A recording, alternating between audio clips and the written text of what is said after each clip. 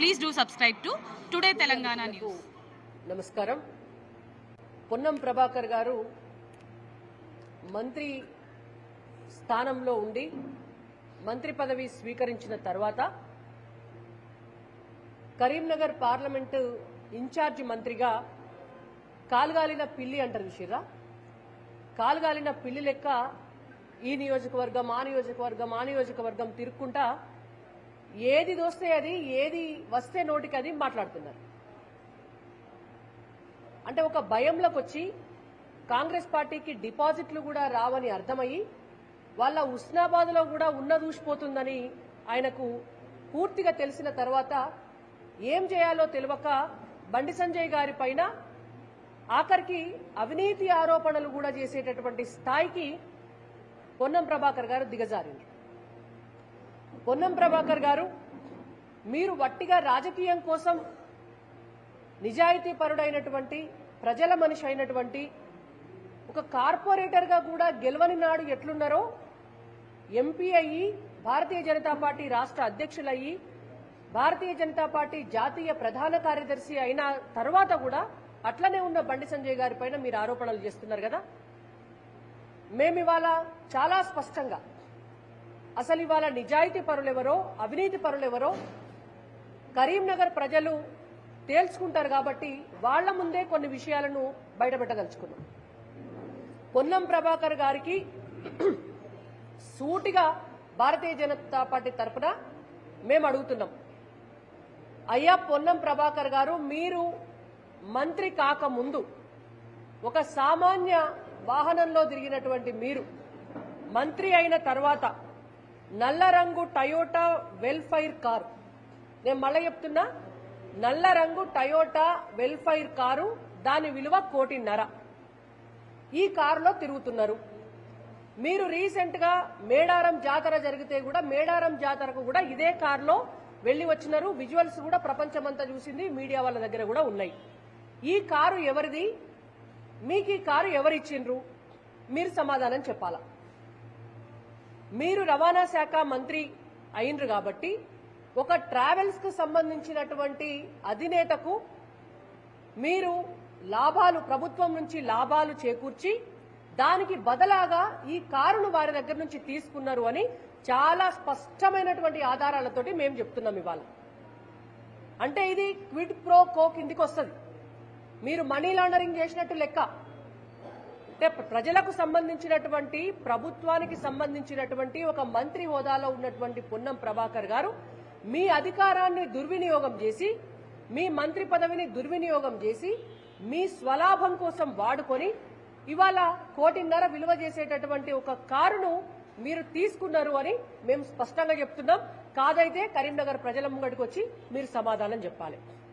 ఇది మొట్టమొదటి ఆరోపణ పొన్నం ప్రభాకర్ గారి పైన. నెంబర్ 2, రామగుండం ఎన్టీపీసీకి సంబంధించి ఇవాళ రామగుండం ఎన్టీపీసీ అనేటువంటిది జాతీయ సంపద. అది తెలంగాణ ప్రాంతంలో వీళ్ల బెదిరింపులు, వీళ్ల వసూళ్లకి తాళలేక కాంట్రాక్టర్లు మేము ఉరేసుకొని చచ్చిపోతామంటున్నారట. అది ఇవాళ తెలంగాణ రాష్ట్రంలో రామగుండం ఎన్టీపీసీ పరిధిలా ఉన్నటువంటి పరిస్థితి. దానికి పొన్నం ప్రభాకర్ గారు సమాధానం చెప్పాలి. నెంబర్ 3,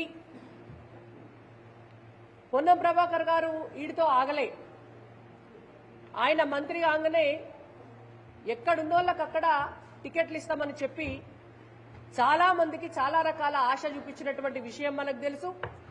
వారి హుస్నాబాద్ కు సంబంధించినటువంటి మరొక నాయకుడికి కూడా టికెట్ ఇప్పిస్తామని చెప్పి ఇవ్వకపోతే వారు సహకరించకుండా ఇవాళ దూరంగా ఉన్నటువంటి సంగతి కూడా కరీంనగర్ ప్రజలందరికీ కూడా తెలుసు. వారొక్కరే కాదు, ఎంఎస్ఆర్ గారి మనమడు ఎన్ఆర్ఐ రోహిత్ రావు గారి చేత, ఎన్ఆర్ఐ రోహిత్ గారి చేత పొన్నం ప్రభాకర్ గారు కరీంనగర్ పార్లమెంటు పరిధిలో చేసినటువంటి పాదయాత్రకు కావలసినటువంటి డబ్బును ఒక 10 కోట్ల రూపాయలు ఖర్చు పెట్టించారు. ఒక 10 కోట్ల రూపాయలు ఖర్చు పెట్టించి నీకే టికెట్ ఇప్పిస్తా అని చెప్పి ఆఖరికి ఇంకొన్ని పైసలు ఎక్కువ వస్తాయి అనగానే వెల్చాల రాజేందర్ రావు గారికి టికెట్ ఇప్పించారు పొన్నం ప్రభాకర్ గారు. అంటే ఇవాళ బూడిద అమ్ముకున్నాడు, రవాణా శాఖ మంత్రిగా ప్రభుత్వానికి సంబంధించినటువంటివి అమ్ముకున్నాడు. దాంతోపాటు ఇవాళ ఎంపీ టికెట్ను కూడా అమ్ముకున్నారు పొన్నం ప్రభాకర్ గారు. రోహిత్ రావు గారి చేత ఖర్చు పెట్టించి వెల్చాల రాజేందర్ రావు గారికి ఎంపీ టికెట్ అమ్ముకున్నటువంటి మాట వాస్తవం కాదా? ఇవాళ పొన్నం ప్రభాకర్ గారు చెప్పాలా? వీటన్నిటి గురించి కాంగ్రెస్ పార్టీలోనే చర్చ జరుగుతుంది. మేం మాట్లాడడం కాదు, కాంగ్రెస్ పార్టీ నాయకులే బయటకు వచ్చి మాట్లాడుతున్నారు. ఇన్ని రకాల అపప్రదకు లోనవుతున్నాము మా మంత్రి గిసోంటి మంత్రి అని. నెంబర్ 4, పొన్నం ప్రభాకర్ గారు గతంలో ఎంపీగా ఉన్నప్పుడు కరీంనగర్ జిల్లా అంటేనే చాలా క్వారీలుంటాయి. ఇక్కడ దేవుడి దయ వల్ల ప్రకృతి సంపద ఎక్కువ, గ్రానైట్ ఉన్నా, బొగ్గున్నా, నీళ్లున్నా మంచి నేల ఇది. అటువంటి క్వారీలను కూడా, క్వారీ పని చేసుకునేటటువంటి వాళ్లను కూడా బెదిరించి ఆ క్వారీలు వాళ్ళ బినామీల చేతికి వాళ్ళ పేర్ల మీద రాయించుకొని లీజుకిచ్చి ఈనాటికి కూడా ఆ డబ్బును ఎంజాయ్ చేస్తున్నాడు పొన్నం ప్రభాకర్ గారు. అసలు క్వారీ యజమానులకు ఆ లాభం రాకుండా పొన్నం ప్రభాకర్ గారు తన బంధువులు మిత్రుల పేరు మీదకి, బినామీల పేరు మీదకి రాయించుకొని ఇవాళ ఆ సంపదను కూడా కొల్లగొడుతున్న మాట వాస్తవం కాదా చెప్పాలి. రామగుండం ఎన్టీపీసీ అనేటువంటిది జాతీయ సంపద. అది తెలంగాణ ప్రాంతంలో కరీంనగర్, ఉమ్మడి కరీంనగర్, ఈ ప్రాంతంలో ఉన్నటువంటి చాలా మందికి, కొన్ని వేల మందికి కూడా ఉపాధి కల్పించి అన్నం పెట్టేటటువంటి ప్రాంతం. ఇవాళ అక్కడ బొగ్గు నిల్వలు ఉండడంతో ఎన్నో వేల మంది కుటుంబాలు బ్రతుకుతూ ఆ బొగ్గు మీద ఆధారపడి ఉన్నటువంటి ప్రాంతం రామగుండం. టీపీసీలో పనులు ప్రారంభించేటటువంటి సమయానికి ఆ బూడిద లారీలను ఆపేసిండ్రు ఎక్కడికక్కడ. ఎందుకు ఆపేసిండ్రు అంటే పొన్నం ప్రభాకర్ గారికి పైసలు కావాలి కాబట్టి. వాళ్ళు ఆ కాంట్రాక్టర్లను బెదిరించి లారీలను పోకుండా చేసి 2 కోట్ల రూపాయలు పొన్నం ప్రభాకర్ గారు వాళ్ళ దగ్గర నుంచి డబ్బు వసూలు చేసినారు. వారొక్కరే తింటే ఎట్లా అని చెప్పి మిగిలినటువంటి కాంగ్రెస్ పార్టీ ఎమ్మెల్యేలు కూడా తలా పాపం తిలా పిడికడు అన్నట్టు కాంట్రాక్టర్లను బెదిరించి ఇవాళ ఆ విలువను 6 కోట్లు చేసినారు. 6 కోట్ల రూపాయలు ముడితే తప్ప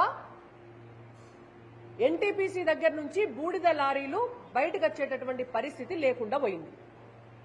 దీనికి సమాధానం చెప్పాలి పొన్నం ప్రభాకర్ గారు. జాతీయ సంపదను కొల్లగొట్టి ఇవాళ బూడిద స్కామ్ చేస్తున్నారు మీరు. కాంగ్రెస్ పార్టీ డిఎన్ఏనే స్కామ్ల డిఎన్ఏ. గతంలో చేసినటువంటి ఆదర్శ్ కుంభకోణం, గతంలో చేసినటువంటి బోఫోర్స్ కుంభకోణం, గతంలో చేసినటువంటి 2G కుంభకోణం, గతంలో చేసినటువంటి టెలికాం కుంభకోణం, గతంలో చేసినటువంటి వోక్స్ వ్యాగన్ కుంభకోణం, గతంలో చేసినటువంటి బొగ్గు కుంభకోణం, గతంలో చేసినటువంటి కామన్వెల్త్ కుంభకోణం, గతంలో చేసినటువంటి ఇన్సూరెన్స్ కుంభకోణం, ఇవన్నీ చేసినటువంటి స్కాములు చేసిన పార్టీ కాంగ్రెస్ పార్టీ. ఇవాళ నిన్న రేవంత్ రెడ్డి గారు చెప్పినారు కదా, రాహుల్ గాంధీ వారసులం, సోనియా గాంధీ వారసులం, రాజీవ్ గాంధీ వారసులం, ఇందిరాగాంధీ వారసులం, ఆ వారసత్వాన్ని మేము కొనసాగిస్తామని. అట్లనే ఈ స్కామ్ల వారసత్వాన్ని కూడా ఇక్కడ పొన్నం ప్రభాకర్ గారు కొనసాగిస్తున్నారు. కాదేది స్కామ్ కనర్హం అన్నట్టు కాంగ్రెస్ పార్టీ దొరికిన కాడల్లా బరికింది. కేంద్రంలో అధికారంలో ఉన్నప్పుడు, ఉమ్మడి ఆంధ్రప్రదేశ్లో ఇక్కడ అధికారంలో ఉన్నప్పుడు. ఇవాళ మళ్ళా తెలంగాణ రాష్ట్రంలో అధికారంలోకి రావంగానే పొన్నం ప్రభాకర్ గారు నేనేం తక్కువ కాదు అన్నట్టు ఇవాళ ఆఖరికి బూడిదను కూడా దోచుకునేటువంటి నీచమైనటువంటి స్థితికి దిగజారిండు. ఈ బూడిద స్కామ్ నిజం కాదా పొన్నం ప్రభాకర్ గారు బయటకు వచ్చి చెప్పాలి. టీఆర్ఎస్ పార్టీ వాళ్ళు గుట్టలను అమ్ముకున్నారు, భూములను అమ్ముకున్నారు, చెట్లను అమ్ముకున్నారు, చెట్టు మీద ఆకులను అమ్ముకున్నారని కాంగ్రెస్ పార్టీకి అధికారం ఇస్తే కాంగ్రెస్ పార్టీ వాళ్ళు ఆఖరికి వచ్చి పొన్నం ప్రభాకర్ లాంటి వాళ్ళు బూడిదను కూడా దోచుకొని తింటున్నారు. బూడిద స్కామ్ కూడా చేసిండ్రు అనంటే మీరెంత నీచానికి దిగజారిండ్రు. తెలంగాణ సంపద విషయంలో మీకున్నటువంటి విధానం ఏంటిది అనేటువంటిది చాలా స్పష్టంగా కనబడుతుంది. నెంబర్ 5 ఇక ఇదైతే మరీ నీచం. కాంగ్రెస్ పార్టీ ప్రచారం కోసం పోస్టర్లు కొట్టించి జెండాలు తయారు చేసి కండువాలు ఇచ్చేటటువంటి దానికోసం కూడా కొన్ని పైసలు కేటాయిస్తే ఆ పైసలు కూడా జేబులో పెట్టుకున్నటువంటి చిల్లర దొంగ పొన్నం ప్రభాకర్ గారు కాదా? సమాధానం చెప్పాలి. కాంగ్రెస్ పార్టీలో కింది స్థాయి కార్యకర్త కూడా తెలుసా విషయం. అది పొన్నం ప్రభాకర్ గారు మరి ఇవన్నీ మర్చిపోతున్నాడు. నెంబర్ 6, ఇది ఇంకా అసలైన పెద్ద ముచ్చట. 2014, 2018 అసెంబ్లీ ఎన్నికలల్లా టికెట్ తెచ్చుకున్నాడు కదా.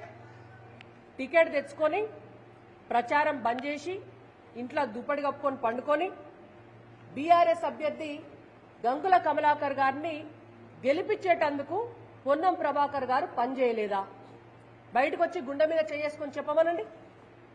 మొన్నటి ఎన్నికలలో కూడా, మొన్నటి అసెంబ్లీలో కూడా పొన్నం ప్రభాకర్ గారు నిలబడితే ఓట్లేమన్నా చీలితే బండి సంజయ్ గారు అత్యధికమైనటువంటి మెజారిటీతో ఎక్కడ గెలుస్తాడో అని చెప్పి కరీంనగర్ నుంచి పారిపోయి గంగుల కమలాకర్ దగ్గర డబ్బులు తీసుకొని నువ్వు హుస్నాబాద్ లో పోటీ చేయలేదా మేము అడుగుతున్నాం. సమాధానం చెప్పాలి దానికి. ప్రజలందరికీ తెలుసా విషయం. లేకుంటే నువ్వు హుస్నాబాద్కి ఎందుకు పోయినావు? హుస్నాబాద్ కు పొన్నం ప్రభాకర్ కు ఏం సంబంధం? కేటీఆర్ కు పొన్నం ప్రభాకర్ కు ఉన్నటువంటి లాలూచి ఏదైతే ఉన్నదో ఆ లాలూచికి సంబంధించినటువంటి మీకున్నటువంటి రిలేషన్షిప్ ఏదైతే ఉన్నదో దానికి బదలాగా ఇవాళ మీరు ఇక్కడ రాజకీయం చేస్తున్నారు. కేటీఆర్ గతంలో బండి సంజయ్ కుమార్ గారు చేసినటువంటి అనేక ఉద్యమాల సమయంలో ఆర్టీసీకి సంబంధించినటువంటి ఒక కార్మికుడు చనిపోతే అప్పుడు ఆర్టీసీ కార్మికుల కోసం కరీంనగర్లో తీవ్ర స్థాయిలో ఉద్యమం చేస్తే రాష్ట్ర అధ్యక్షులుగా వారు ఉన్నప్పుడు పొన్నం ప్రభాకర్ దాన్ని డైల్యూట్ చేసేటందుకు, ఆర్టీసీ కార్మికులను డైవర్ట్ చేసేటందుకు కేటీఆర్ దగ్గర డబ్బులు తీసుకొని ఆనాడు ఆర్టీసీ కార్మికులకు అన్యాయం చేసేటటువంటి పని చేయలేదా మేము అడుగుతున్నాం. దానికి సమాధానం చెప్పాలా పొన్నం ప్రభాకర్ గారు.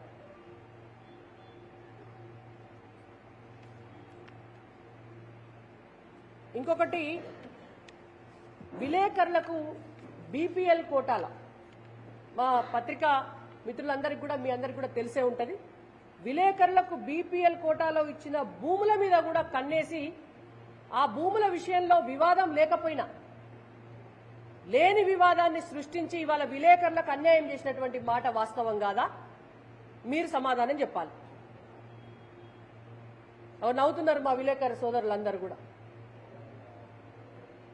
ఇవాళ అంటే ఎవ్వరు దొరికితే వాళ్ళకు గుండు కొట్టుడే. ఇక ఆఖరికి బూడిద స్కామ్ కూడా చేయడానికి సిద్ధపడ్డారు అని అంటే వాళ్ళు దోచుకోకుండా ఏదన్నా ఉంటారా? మీరే ఆలోచన చేయండి.